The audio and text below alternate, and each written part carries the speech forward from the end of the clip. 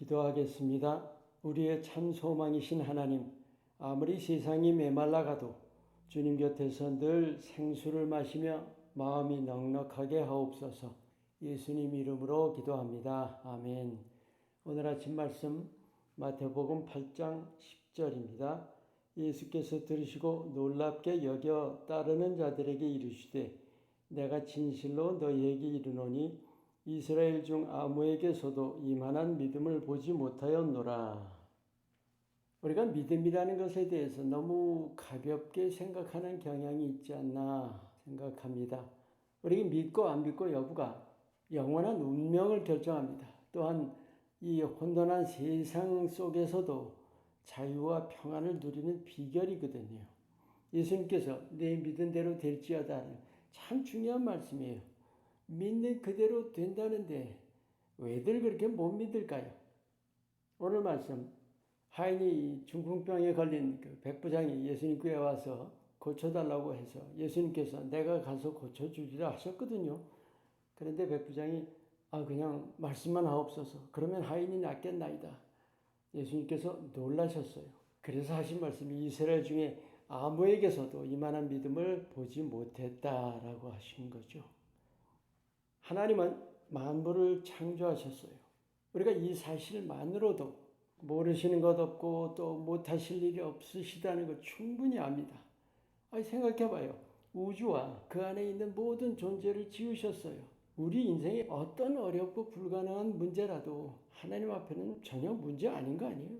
그런데도 그 사실을 믿기가 또 우리 삶에 적용하기가 그렇게도 어렵다는 거예요. 이유는 명백합니다.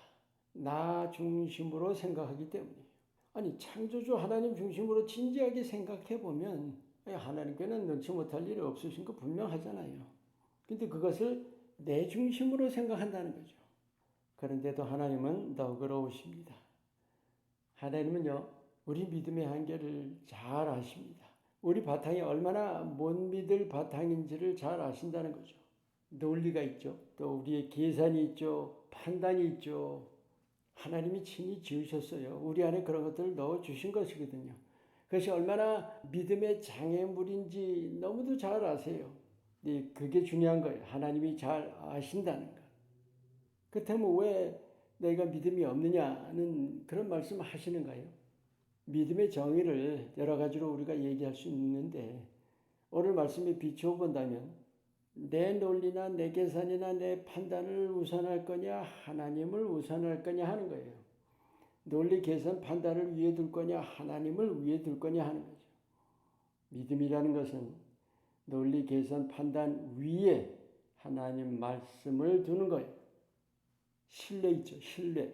그런데 그게 하나님을 붙든다. 하나님을 의지한다. 그보다 사실은 더 중요한 내용은 더 실제적인 내용은 나를 버린다는 쪽이 훨씬 더 중요합니다. 예수님께서 그 말씀하셨죠. 어린아이 같지 않고는 하나님 나라에 합당치 않다. 하나님 나라에 들어갈 수 없다. 그게 무슨 뜻일까요? 믿어야 하는데 이게 어린아이 같이 천진해야 가능하다는 거예요. 우리 인간이 자라가면서 지식이나 경험이나 논리가 쌓여갑니다. 그런데 하나님 안에서가 아니라면 오히려 자라면서 믿음에서 멀어져요. 실제 자녀를 둔 부모들에게서 참 많이 듣는 얘기입니다. 여러분, 하나님이 사람에 대해서 감동하신다는 거 아세요? 오늘 말씀처럼 우리가 우리의 한계인 그 논리나 계산이나 판단을 어린애같이 아무렇지 않게 뛰어넘을 때 하나님께서 감동하세요. 여러분, 수로보내기의 여인 그 아시죠? 딸이 귀신 들려서 괴로워하는데 예수님께 왔을 때 예수님께서 자녀의 떡을 취해서 개들한테 주는 게 옳지 않다 하셨는데 그 여인이 뭐라고 합니까? 개들도 주인의 상에서 떨어지는 부스러기를 얻어먹습니다. 예수님께서 그 여인을 보고 네 믿음이 크도다 하셨어요. 예수님 놀라신 거죠, 사실. 여러분, 하나님이 감동하신다면 무엇이든 다 해주시지 않을까요? 하나님이 그 믿음을 자랑하신다고요. 하나님이 자랑하시는 믿음에 불가능한 일이 어디 있겠습니까? 여러분, 이러한 믿음의 삶 사시기를 축원합니다. 기도합니다.